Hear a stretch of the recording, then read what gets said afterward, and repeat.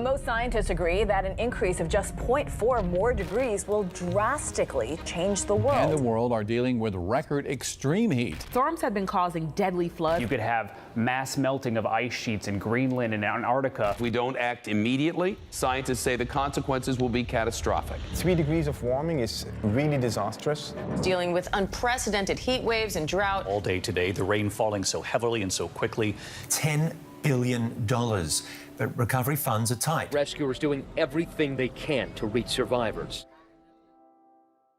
क्या हो अगर आपको सांस लेने के लिए साफ हवा ना मिले, पीने के लिए साफ पानी ना मिले। दोस्तों, जल्द ही हम ऐसे भविष्य की तरफ बढ़ते जा रहे हैं और ये सब मैं आपको डराने के लिए कोई फैंटेसी यूनिवर्स की कहानी नहीं सुना रहा हूँ। एक्चुअली में ऐसा होने वाला है और आप जानते हैं इसका मेन रीजन क्या है? हम इंसानों का लालच, हमारी ग्रीडीनेस। दोस्तों, हमारे लालच से चलने वाली कैपिटलिस्ट इकोनॉमी की वजह से आज ना जाने सैकड़ों स्पीसीज विलुप्त हो चुकी हैं और कई स्पीसीज, चाहे वो प्लांट स्पीसीज हो या फिर एनिमल स्पीसीज, विलुप्त होने के कगार पर हैं। धरती का एनवायरनमेंट, उसका इकोसिस्टम पूरी तरीके से डिग्रेड होता जा रहा है और धीरे धीरे एक दिन हम भी खत्म हो जाएंगे। नमस्कार दोस्तों, मेरा नाम है धनंजय अग्रवाल और आज मैं आपसे एक बहुत ही क्रूशियल इशू पर बात करना चाहता हूं, जिसके बारे में हम सब ने सुना तो है पर शायद उसे ठीक तरीके से समझा नहीं है। वैसे भी इतनी बिजी लाइफ में टाइम कहाँ मिलता है। दोस्तों, मैं बात कर रहा हूँ क्लाइमेट चेंज के बारे में। क्या होता है क्लाइमेट चेंज? इसका असल जिंदगी में कोई महत्व है या नहीं? आइए जानते हैं इस वीडियो में।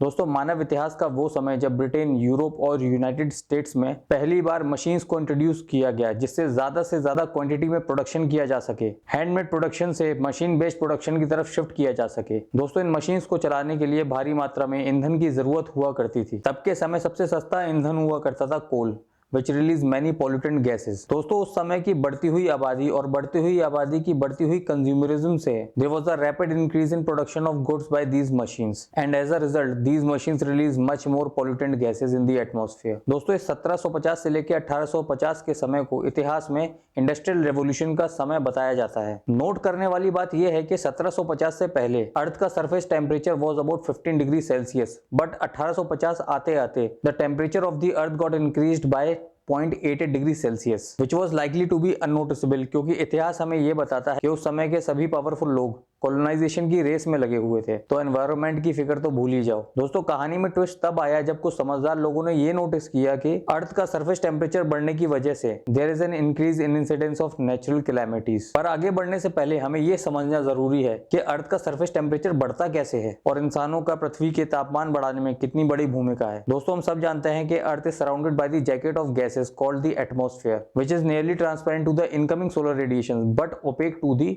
Outgoing terrestrial radiation. दोस्तों, इस मैकेनिज्म को ग्रीन हाउस इफेक्ट कहा जाता है, which make earth warmer and livable. But here is the catch, जब हम अपने कंजम्पशन के लिए ज्यादा से ज्यादा कन्वेंशनल सोर्सेज ऑफ एनर्जी का यूज करते हैं तो उससे निकलने वाली harmful greenhouse gases atmosphere में जाकर न केवल इनकमिंग सोलर रेडिएशंस को ट्रैप करती हैं, साथ ही साथ आउटगोइंग टेरेस्ट्रियल रेडिएशंस को भी ट्रैप कर लेती हैं, which makes the earth atmosphere much more warmer. दोस्तों, इस एटमॉस्फेयर की एक्स्ट्रा वार्मिंग के कारण there is a high probability of occurring natural calamities, जो देर से ही सही बट कुछ समझदार लोगों ने इस क्लाइमेट चेंज के पीछे के कारणों को, या मैं कहूं तो कैपिटलिज्म का एनवायरनमेंट के प्रति एक्सप्लॉयटेटिव सोच को नोटिस किया और 1992 में शुरुआत हुई अर्थ समिट की, UNFCCC की, United nation framework convention on climate change जैसी संस्था की, जिसका आज भी सिर्फ एक ही उद्देश्य है कि वो दुनिया भर के देशों को एक साथ जोड़कर उन कारणों से लड़े, उन एंथ्रोपोजेनिक एक्टिविटीज के खिलाफ लड़े जिसकी वजह से क्लाइमेट चेंज हो रहा है। बट ये संस्था काम कैसे करती है? दोस्तों, UNFCCC के कॉन्स्टिट्यूशन के आर्टिकल 7.2 के अंतर्गत कॉन्फ्रेंस ऑफ पार्टीज को फॉर्म किया जाता है, which is the highest decision making body. दोस्तों, ये conference of parties climate change के कारणों से लड़ने के लिए म्यूचुअल अंडरस्टैंडिंग से एक डिसीजन लेती है, which sometimes legally binding on the parties member states and sometimes not. हालांकि 2 दशक तक इस कॉन्फ्रेंस ऑफ पार्टी ने क्लाइमेट चेंज से लड़ने के लिए ऐसा कोई मेजर डिसीजन नहीं लिया, बट 2015 में पहली बार 196 देशों ने साथ मिलकर इस कॉन्फ्रेंस ऑफ पार्टी की मीटिंग में एक कॉम्प्रिहेंसिव क्लाइमेट एग्रीमेंट को बनाया, जिसे हम कहते हैं Paris agreement, which is legally binding to all party member states. दोस्तों, इस पेरिस एग्रीमेंट की सबसे खास बात यह है कि it talks about maintaining the average global temperature to रफली below 2 degree Celsius above pre industrial era. मतलब जो टेम्परेचर